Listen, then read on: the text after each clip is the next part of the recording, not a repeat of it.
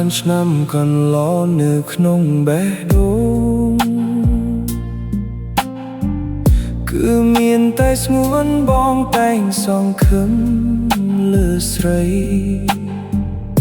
អ្វីដែលធ្លាប់សាងគិតថាឲ្យមានន័យស្នេហ៍យូរវវ័យស្រីហើយនឹងរូបបង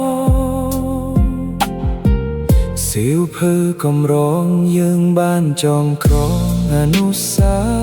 វរីយ៍កាលនៅសាលាថ្នាក់វិទ្យាល័យ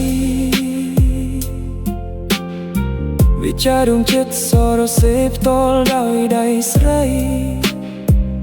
ជាតិនេះគ្មានអ្វីអាចឲ្យស្រីប្រែចិត្តឡើយ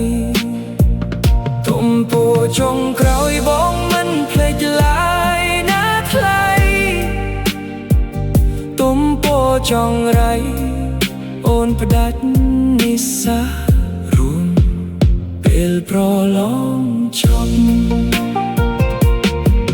សង្សារខ្ញុំកាលបាធំជាមិត្តធម្មតា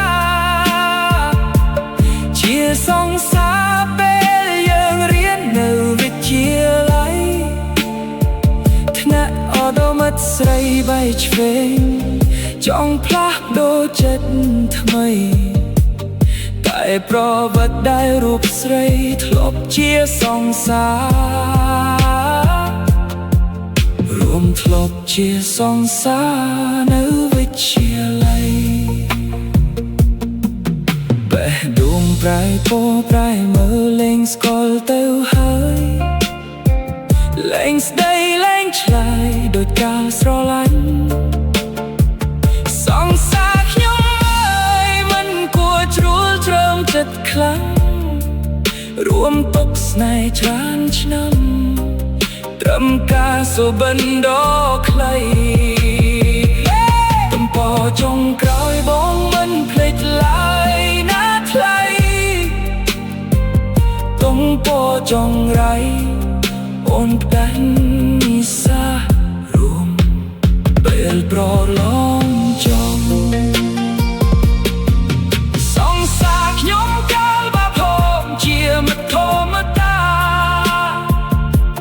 ជាសង្សារពេលយើងរៀននៅវិទ្យាល័យ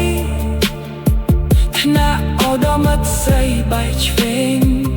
ចង់ផ្លាស់ដូរចិត្តថ្មី